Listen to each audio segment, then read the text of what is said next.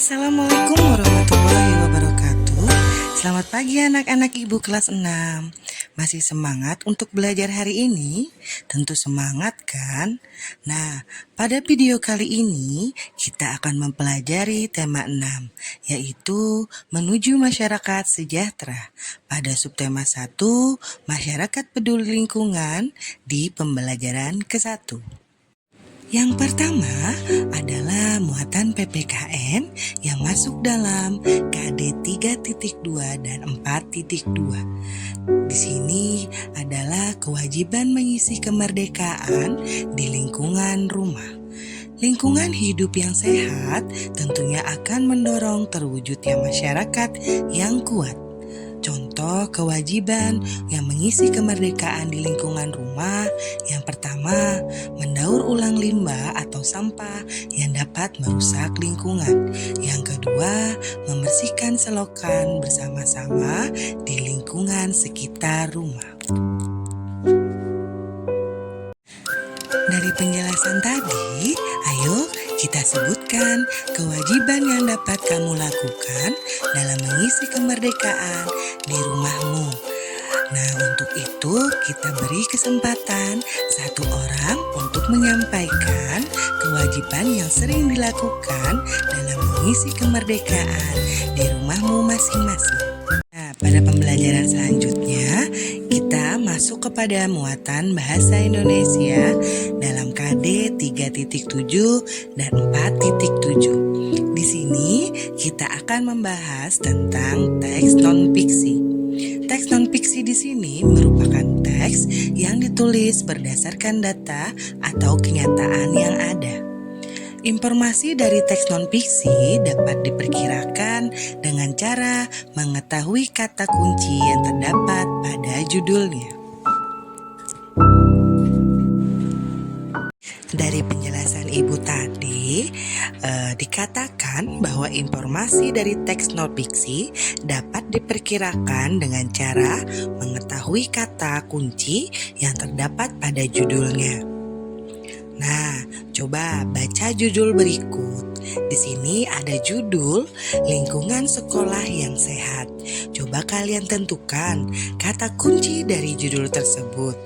Nah, di sini akan kita dapatkan kata kuncinya yaitu sekolah sehat. Sekarang kita ke muatan IPS KD 3.4 dan 4.4. Kemerdekaan Indonesia merupakan hasil perjuangan para pahlawan dan seluruh rakyat Indonesia. Proklamasi kemerdekaan Indonesia diperjuangkan sejak zaman penjajahan Belanda hingga zaman penjajahan Jepang. Pada zaman penjajahan Jepang, Jepang membutuhkan bantuan rakyat Indonesia untuk melawan sekutu. Anak-anak, sekarang simak sama-sama ya perjalanan proklamasi kemerdekaan Indonesia secara singkat. Dimulai pada bulan Agustus 1945, Jepang kalah dari sekutu sebagai tanda berakhir Perang Dunia Kedua. Setelah itu, Sultan Syahrir dan golongan muda mendesak Soekarno dan Hatta untuk segera memproklamasikan kemerdekaan Indonesia. Lalu Soekarno tidak menyetujui dengan alasan menunggu keputusan sidang PPKI untuk menghindari adanya pertumpahan darah. Lalu golongan muda tidak setuju dengan keinginan Soekarno karena mereka menginginkan Indonesia meraih kemerdekaan melalui perjuangan sendiri. Setelah itu, golongan muda membawa Soekarno dan Hatta ke Rengas Dengklok, tujuannya untuk melindunginya dari pengaruh Jepang.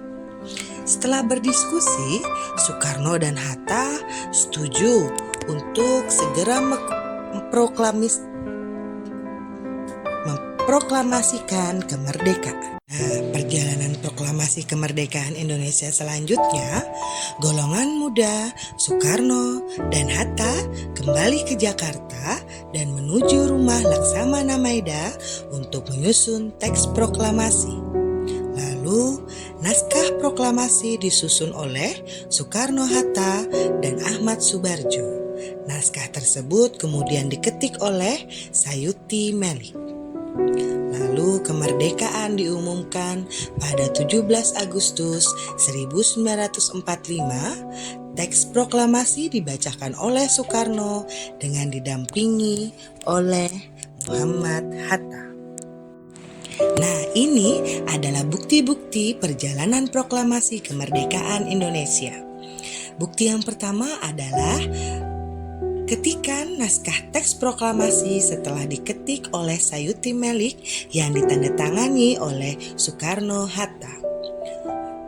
Bukti yang kedua adalah foto di mana Soekarno membacakan teks proklamasi yang didampingi oleh Muhammad Hatta. Bukti yang ketiga adalah pengibaran bendera merah putih dan pembacaan teks proklamasi.